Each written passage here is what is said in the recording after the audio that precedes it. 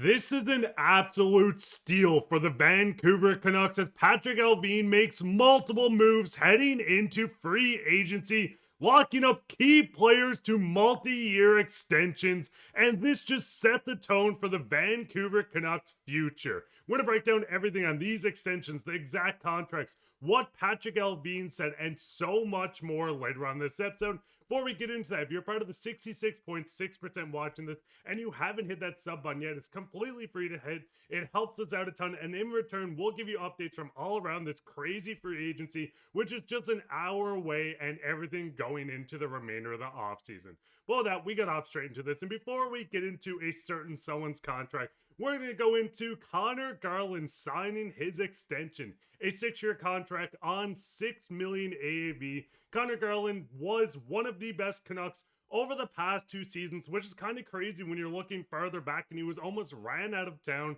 But Patrik Allvin spoke on this contract and said Conor is a core member of our hockey team and a player who has taken on a bigger role with the club. By signing this deal, it shows how confident he is in our organization's vision and direction. Now, this does seem like kind of a little shot at 2 pending UFAs, but looking at Conor Garland's extension, we do know there is a 15 no trade clause. We do see the no movement clause in the first 3 years. Overall, Griffin, what is your thoughts on this extension and the direction the Canucks are trying to go into? I love it. Some will say that we overpaid. Some will say that we gave him too much. But I think that when you look at the growth that Garland has shown over the past 2 seasons or so, with unfortunately with Rick Tocchet no longer being there, but having him as that guiding light, he has been absolutely excelling. And he was one of the best bright spots of the Canucks last season. Out of all the negatives that Vancouver had, that was one player you could not find a single one of. He was someone who worked his ass off every single game and was fighting tooth and nail to keep this Canucks team fighting throughout the playoff push at the end of the year.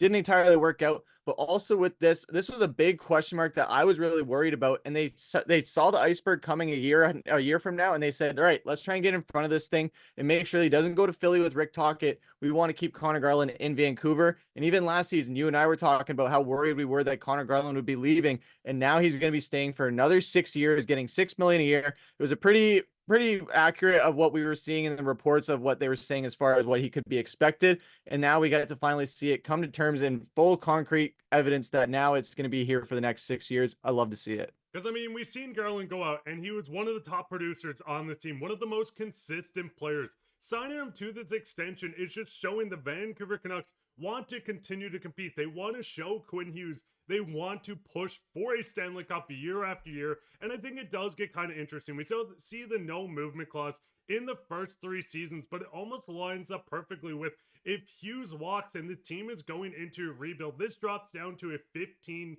team no move clause. So he has 15 teams not to move to, but there is teams he can go on from. Conor Garland is a fan favorite. We know Patrik Allvin got this locked up. He wanted to keep him on this team. And it's very interesting to see this direction they're pushing into. A player, like I said, a lot of Canucks fans almost pushed out of town, has really turned things around, turned into a fan favorite. But Canucks fans, before we get into Thatcher Demko in a second, what is your thoughts on Conor Garland's extension? Do you think this is the perfect deal? Because with the cap just slowly going up and up, this is going to go into a perfect contract. While the cap hit gets higher in the NHL, this one's going to drop. But with that, let's just go straight into the second topic, where we do see a bit of a crazy one. Thatcher Demko, 3-year deal, $8.5 million AAV. Now with Thatcher Demko, we know the problems. One of the best goaltenders in the NHL when healthy. Signing this seems like a very big prove-it contract. You get 3 years, you're getting paid like a top goaltender. Go out and show the Canucks that you can do this at 29 years old.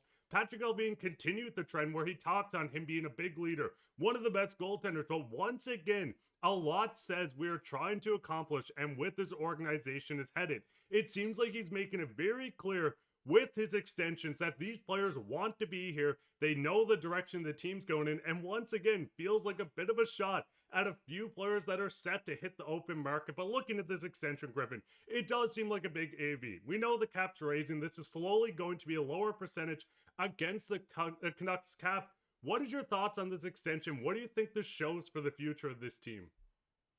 I think what it says more than anything is that, like we were saying in our episode yesterday, that Thatcher Demko will probably be one of the top 5 highest paid goalies in the NHL, and deservedly so. The Canucks said, all right, we will do that for you. However, we're worried about your health. We can't invest in you fully long term. So we'll give you 3 years while still giving you one of the highest paid goalie salaries in the NHL to prove that, hey, we still value as far as your monetary value, but we don't know if you can last as long as you might think so because of the continuing health issues and just the history of health issues. Where, yes, like you were saying, one of the best goalies in the league when healthy, but that is a massive asterisk that the Canucks cannot afford to just keep on investing in every single year. So going in for 3 years, especially when you have Lankinen for 5, then you got Silovs who might be traded, but you got Medvedev coming up as well, who could be an absolute stud. So there's a lot of opportunities here where Vancouver has, but now you have Thatcher Demko and Kevin Lankinen for sure locked down. So now you won't have to play next year with this massive like cloud over the team about same thing what they had with Brock Boeser and Pius Suter this year,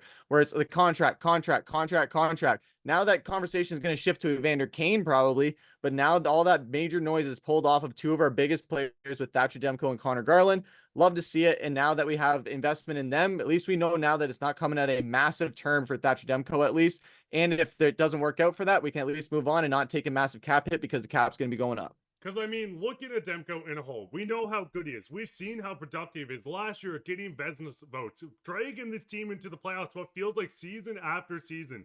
Demko is a diamond in the rough. This is a goaltender that came into this Canucks organization and has turned into a franchise goalie when healthy. There's a big asterisk on it.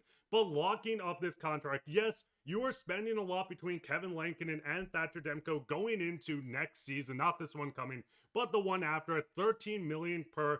But this is Allvin making it very clear. This is going to be one of the best goalie tandems in the league. When both healthy, we've seen how productive both of these guys have been. Lankinen coming in, looking like the steal of free agency, coming on under 900,000 last season, getting an extension. We've seen Thatcher Demko sign his as well, but there is a big question mark, and that's around the young Latvian who just won the Calder Cup, the Artie Party, the MVP of the Calder Cup. This kid is looking like a future NHL goaltender, and it does put a cloud around him. We know right now, on the final year of his contract, with Demko signed, with Lankinen signed, this does kind of push Silovs into a lower end of what the Canucks are going to do. Yes, you could have a third-string goaltender, but how long will he stay around? With the rumors flying around Griffen, would you be surprised? And I think it would be a massive mistake doing it. But could you see the Canucks maybe going on to move on from Silovs to try to get more middle six help in this offseason? Yeah, unfortunately, I can see that happening, and it's likely what will happen because they just extended Thatcher Demko. Unless they're trying to do a sign and trade like the Leafs just did with Marner, I don't see the Vancouver Canucks letting go of Thatcher Demko anytime soon, especially because they only have him for 3 years.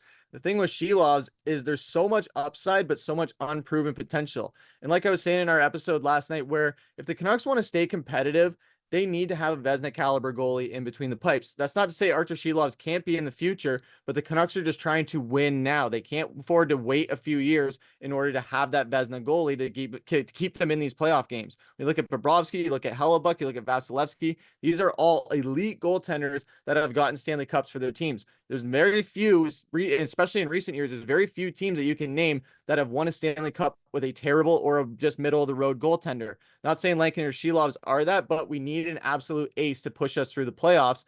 Demko gives us that when healthy. That's the big thing is the Canucks were probably looking at their options saying, all right, we have as many pros and cons where if we invest in Demko, we're investing in that health and hoping that it'll hold up so that we can keep us in games. But at the same time, if we keep with that, almost like the Pettersson thing, hoping that he's going to turn around, you keep holding on to him, hoping he's going to turn around, and he doesn't. Meanwhile, Silovs goes and balls out for another team. That's where it becomes a bit of a bite in the ass for you. But I mean, Canucks fans, what is your thoughts on this? They've made it very clear the direction they're going. Like you alluded to, Pettersson was not moved before July 1st, so he is locked in. With his Demko contract, he does still have 1 year left with a no move clause not included, so they can still move on from him. But I do think the future of this team, they're pushing to compete. They want to continue to win. They are a bit strapped on cap. We know the OEL contract was terrible. He got bought out, playing for a new team. Conor Garland being the only good piece coming back in that. But this is a team trying to navigate a cap world where it's a bit of a hell for him at the moment. What's your guys' thoughts on this? What direction? What's your thoughts on these contracts? Because I think they're very good, and I think the Canucks are doing a great job with what they have going into July 1st, which is just 30 minutes from recording this. But I hope you guys enjoy this episode. Go down and leave a like. Leave a comment on everything we spoke on while you're down there. Share this with your friends. We'll be back in another episode, so keep your eye out for that. But I've been your host, Mark, with my co-host, Griffen, and take care.